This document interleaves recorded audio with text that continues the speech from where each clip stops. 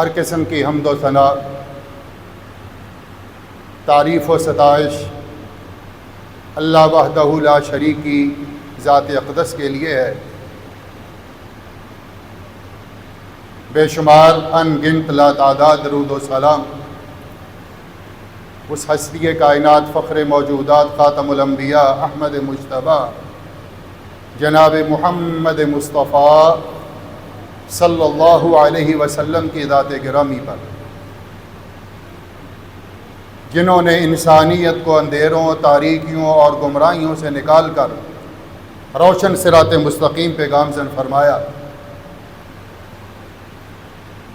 حضرات گرامی، سورہ النساء کی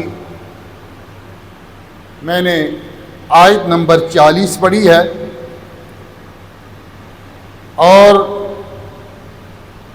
اس کے بعد سورہ غافر کی آیت نمبر 31 ہے، اور اس طرح کی آیات قرآن کریم میں بیشتر مقامات پہ موجود ہیں۔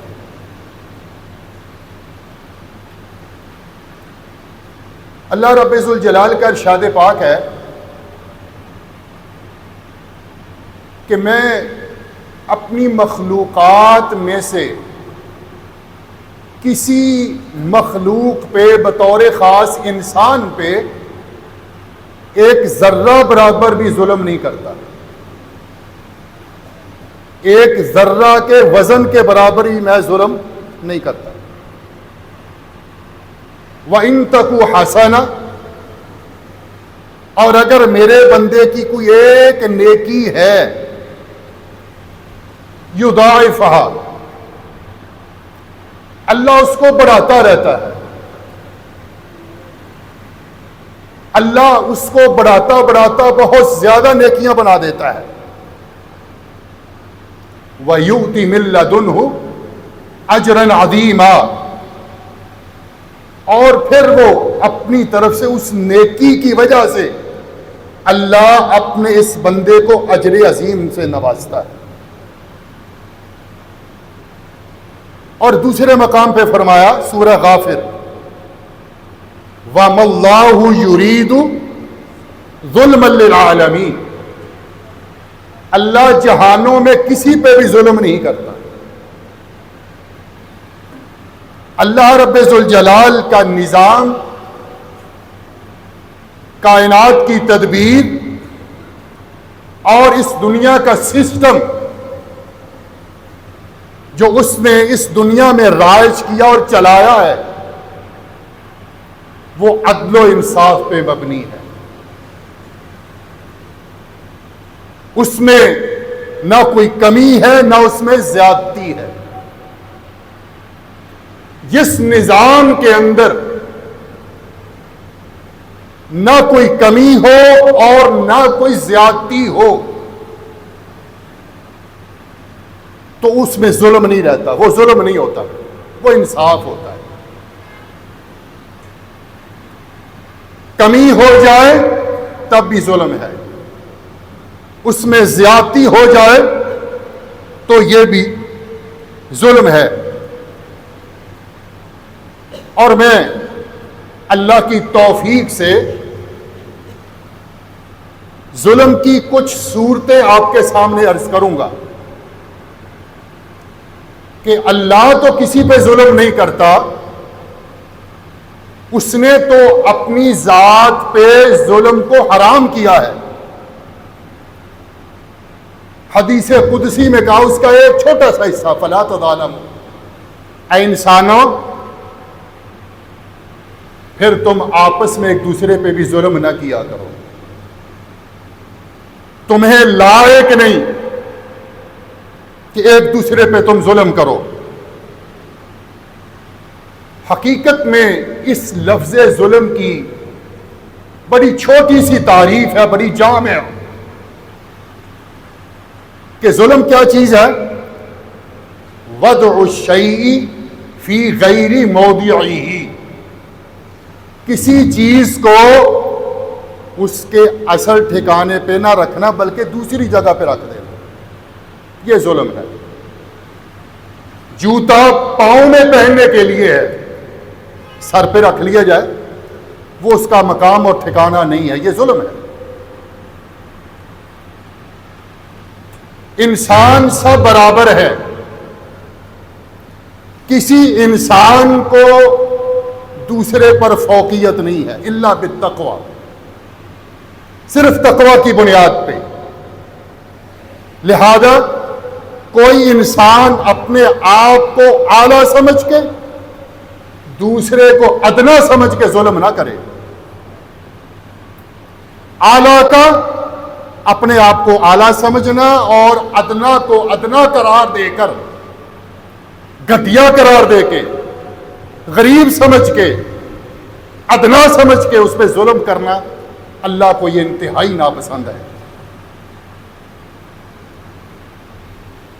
4-5 قسم کے جو ظلم ہمارے معاشرے میں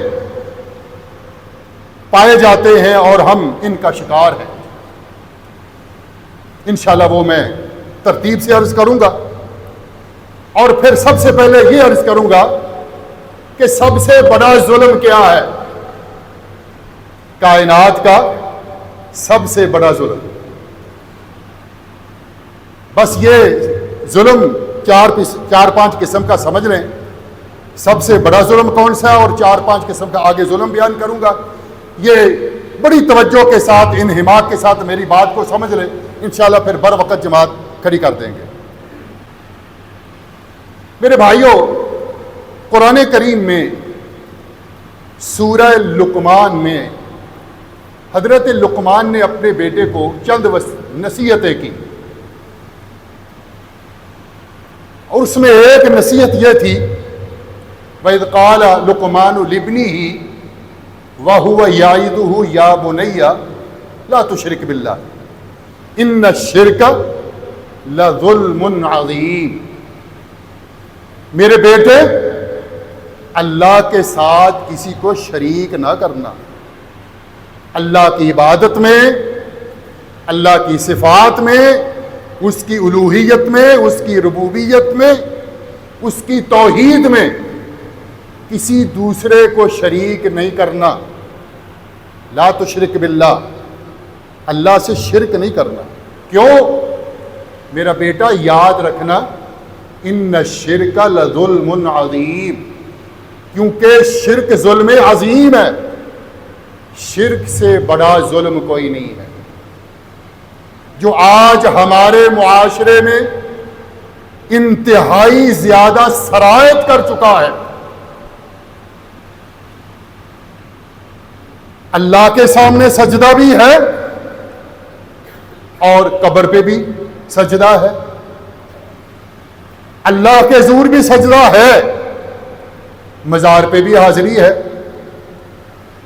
اللہ کے حضور بھی دعائیں ہیں، اور پیروں اور بابوں سے دعائیں بھی کروائی جاتی ہیں، اولاد اللہ سے بھی مانگی جاتی ہے، غیروں کے دروازے پہ جا کے بھی اولاد کا سوال کیا جاتا ہے، اپنی حاجات اللہ کے سامنے بھی رکھی جاتی ہیں، اور غیروں کے سامنے بھی اپنی مشکلات کو حل کرنے کے لیے سوال کیا جاتا ہے۔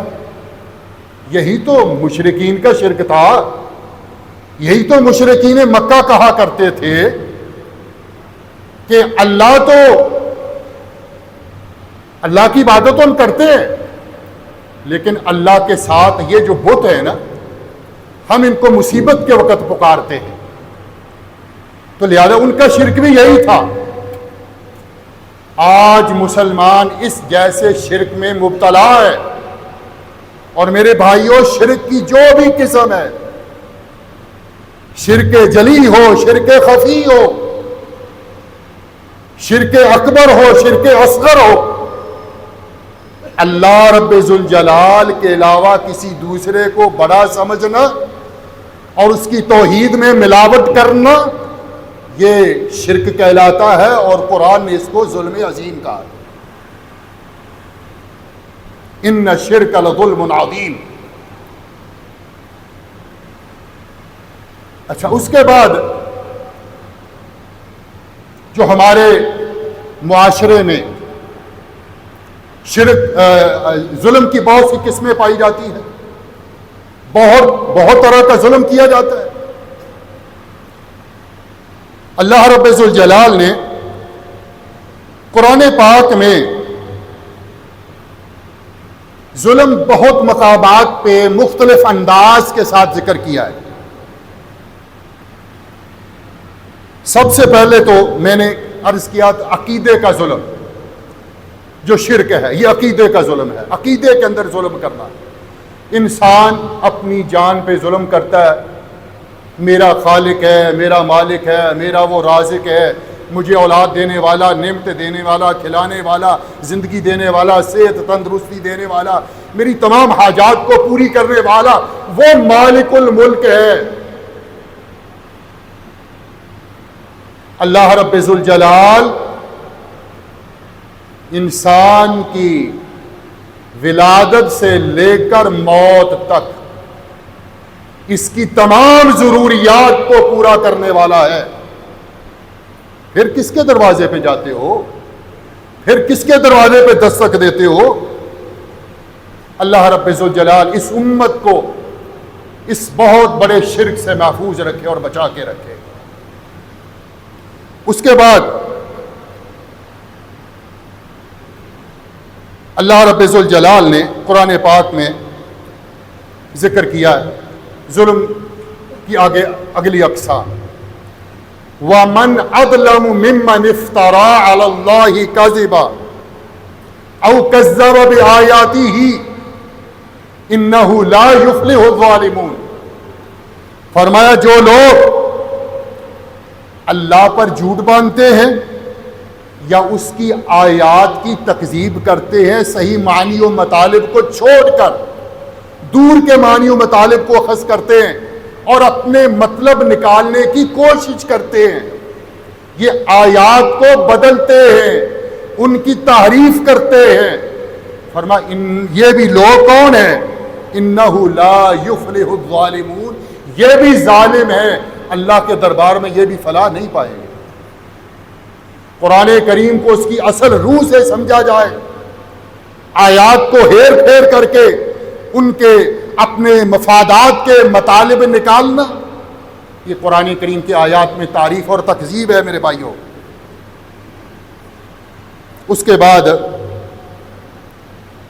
جو ہمارے معاشرے میں بہت زیادہ ہمارا معاشرہ ظلم کا شکار ہے، جس کو ہم کہیں گے اجتماعی ظلم، معاشرے کا اجتماعی ظلم، اس میں اللہ رب ذوالجلال فرماتے ہیں اجتماعی ظلم کے اندر سب سے بڑا ظلم اللہ رب ذوالجلال نے فرمایا وَلَا تَقْتُلُوا النَّفْسَ الَّتِي حَرَّمَ اللَّهُ إِلَّا بِالْحَقِّ، فرمایا ناحق کسی انسان کو قتل نہ کرو، بہت بڑا ظلم ہے۔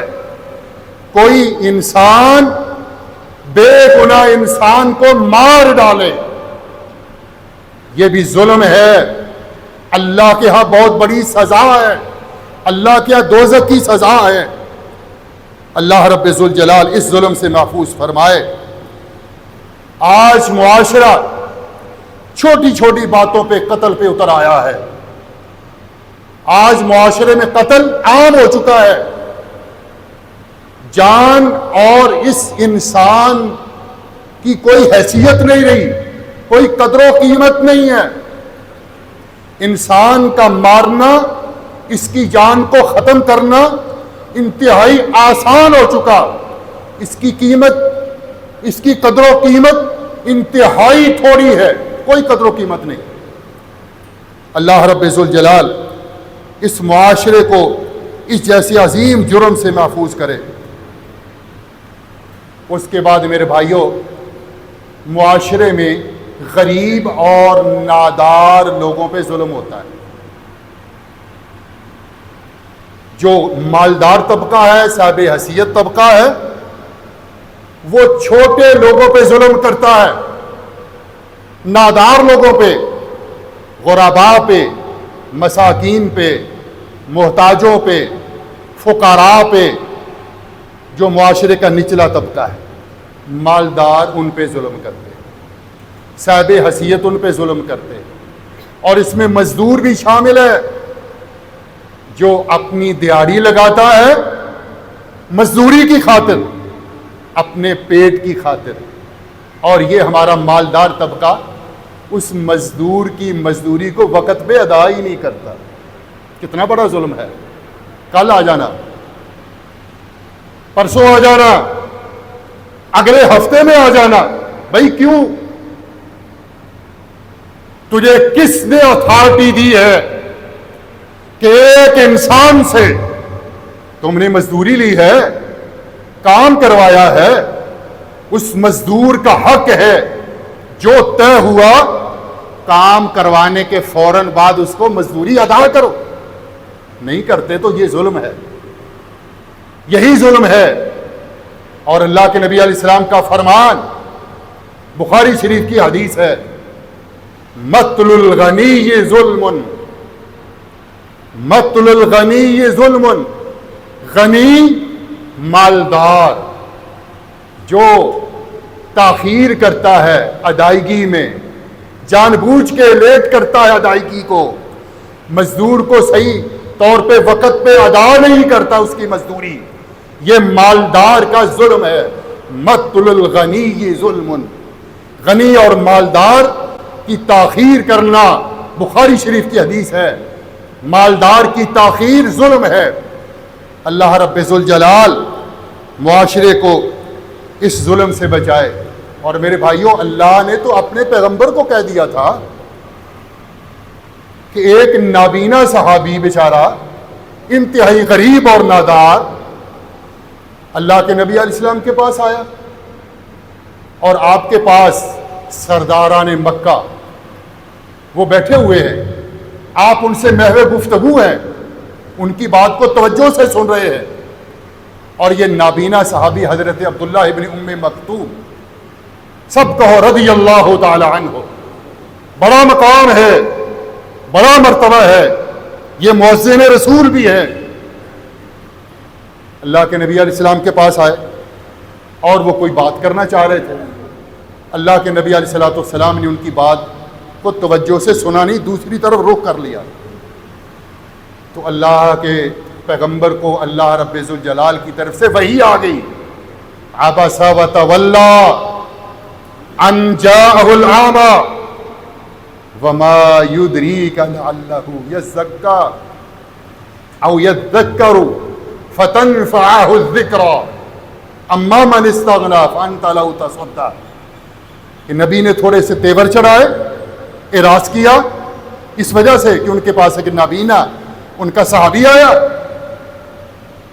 اللہ رب ذوالجلال نے کہا آپ ان کو توجہ سے بات سنوا رہے ہیں اور ان کی بات سن رہے ہیں، جبکہ یہ آپ کا صحابی رسول جو آپ کے پاس کچھ پوچھنے آیا ہے، اگر یہ پوچھ لیتا تو شاید ان سے زیادہ مفاد حاصل کرتا، اسے تقوی حاصل ہو جاتا. اس لیے میرے بھائیوں، انسان ادنا اور اعلیٰ کی کوئی حیثیت نہیں ہے، سب انسان برابر ہیں. جو اعلیٰ اپنے سے ادنا کو ادنا سمجھ کے اس کے معاملات کو خراب کرتا ہے، یہ ظالم ہے. اس کو اللہ کے نبی علیہ السلام نے ظالم کہا ہے. اور میں اس طبقے کے خوشحال لوگوں کو عرض کروں گا، کبھی بھی کسی غریب کی غربت کو سامنے رکھ کے ظلم نہ کر بیٹھنا، کسی بھی نادار کی ناداری کو سامنے رکھ کے ظلم نہ کر بیٹھنا، کسی بھی کمزور کی کمزوری کو سامنے رکھ کے طاقت کا استعمال نہ کرنا، پیسے کا استعمال نہ کرنا. کیوں؟ فَإِنَّهُ لَيْسَ بَيْنَهَا وَبَيْنَ اللَّهِ حِجَابٌ. اللہ رب ذوالجلال کے سامنے جب اس مظلوم کی دعا ہوتی ہے، اللہ اور اس مظلوم کی دعا کی قبولیت کے درمیان کوئی پردہ نہیں ہوتا، اللہ فوراً قبول کرتا ہے. مظلوم کی بد دعا سے بچنا